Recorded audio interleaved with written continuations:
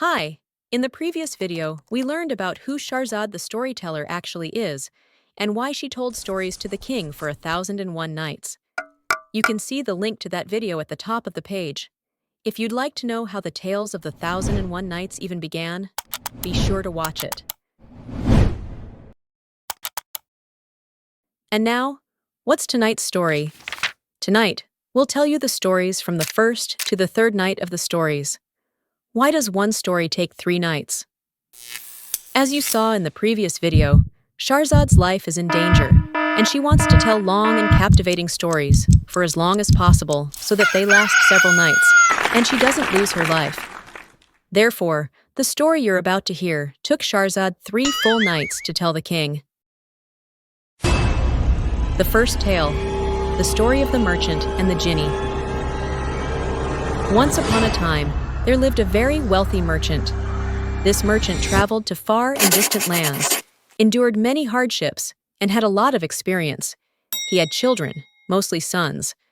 This time too, the merchant intended to travel. So, he took his provisions for the journey, which consisted of some water, a few loaves of bread, and some dates, and set off. Along the way, he reached a tree and rested under it. While resting, he ate 3 dates and threw the pits at the base of the tree. Suddenly, a terrifying Jinni, a supernatural being, emerged from the ground, and it was very angry. It drew a sharp sword and said to the merchant, "I will kill you right now." The merchant was terrified and asked, "Why do you want to kill me?" The Jinni said, "The pits you threw on the ground hit my child's heart, and it died just now. And since you humans can't see us, you didn't realize this." The merchant said to the Jinni, "Okay, no problem, but wait 1 year, so I can finish this journey and return home, write my will, and divide my property among my children. Then I will come back to the shade of this same tree, so you can punish me." The Jinni agreed. The merchant did as he said, and after a year, he returned to the shade of the same tree and began to cry. Suddenly, an old man leading a gazelle arrived and saw the merchant. He said to the merchant, "Why are you sitting here crying? This is a dangerous place, and jinn appear here." The merchant, while weeping, told the old man his story. The old man was very sad and said, "I will sit beside you to see what happens to you." After some time, another old man arrived with 2 dogs, and they told him the story as well. That old man also said, "I will sit here with you to see what happens to this poor merchant." Some time later, an old man riding a donkey arrived at the group, and after they talked, he also decided to sit there and wait for the Jinni. After a while, the 3 old men and the merchant were waiting under the shade of the tree for the Jinni. Finally, the terrifying Jinni emerged from the ground. The Jinni grabbed the merchant's hand to take him away for punishment. The first old man, who had the gazelle with him, jumped in front of the Jinni, kissed its hand, and said, "Allow me to tell you my story. If you like my story, forgive 1/3 of this merchant's life."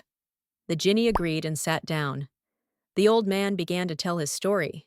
If you're satisfied with us so far in this video, I must say that Danush is a place where you can better understand the stories, culture, customs, food, and beautiful places of the East and Iran. If you enjoy this kind of content, be sure to support us with a like and subscribe, and write your opinion in the comments. Thank you. Oh, Emir of the Jinn. This gazelle is actually my cousin, and we were husband and wife for 30 years and lived together. But in those 30 years, we had no children. So I went and married a concubine and had a son. My son was 15 years old when I had to go on a journey. During the time I was traveling, this wife of mine, who is also my cousin, became very jealous of my concubine and my son. My cousin was a sorceress and knew how to cast spells. She decided to cast a spell on my concubine and my son, turning the concubine into a cow and my son into a calf, and she entrusted them to a shepherd. Several years passed until I returned from my journey. I asked my wife where my concubine and son were. She replied, "While you were traveling, your concubine died, and your son ran off into the wilderness and left this place." The old man cried night and day and was very sad until Eid al-Adha arrived. Eid al-Adha is a festival in which sacrifices are made for the sake of God. Wait, wait! Yes? Who is it?